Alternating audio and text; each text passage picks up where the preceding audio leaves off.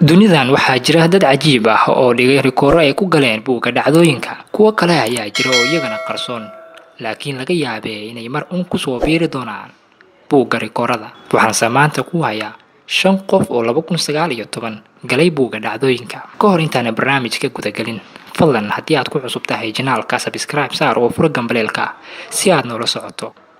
Jenes wuxuu dhashay 10 Maarch 1982 isagoo ku dhashay caasimadda waddanka Ukraine.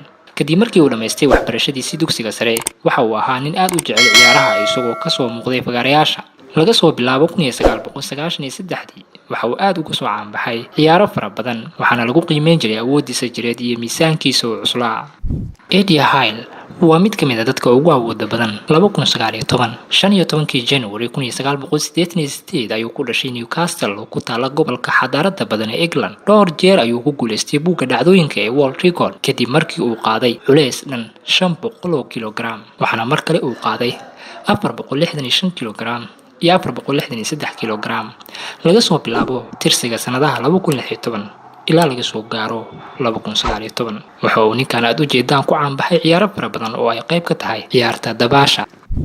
Sajid Gahrabi 27 sano jir ku dhashay Ahwaaz oo ah magaalo dhacdo waqooyi galbeed Iran 19 December 1991. waxa uu ka mid yahay dadka ugu caansan dunida marka loo eego qaab dhismeedkiisa iyo sida muruqiisa uu uga shaqeeyay.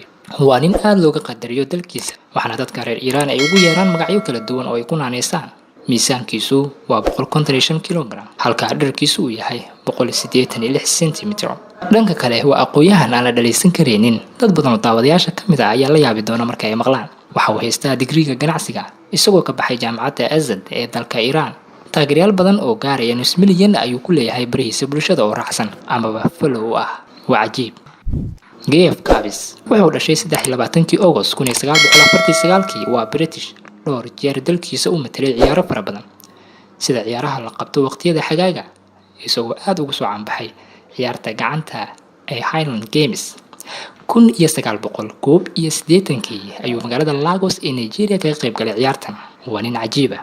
dhererkiisu waa 197 centimeter halka culeyskiisu uu yahay 170 kilogram. intaasi oo dhan waxaa ka daran nin cajiib ah oo aan maanta dhan idiin soo hogaaminay. waa kuma Qaysar Xayaat Khan, sidoo kalena loo yaqaano Qaysar Baaba, 25 sano jir, laakiin ay kala duwan yihiin da'diisa iyo muuqiisa. miisaankiisu waa 436 kilogram, dhererkiisu waa 192, laakiin waxaa jira waxyaabo uu kaga duwan yahay raggii aan horey kusoo tilmaamnay. waa nin cajiib ah. si fiican ii dhigo. wuxuu cunaa 36 xabo oo ukun ah, 4 xabo oo digaagad ah, 3 kilogram oo hilib ah, halka uu cabo 5 litir oo caano ah kaliya. waa quraacda oo qadadu kuma jirto.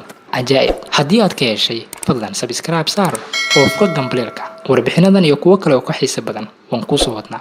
mahadsanideen.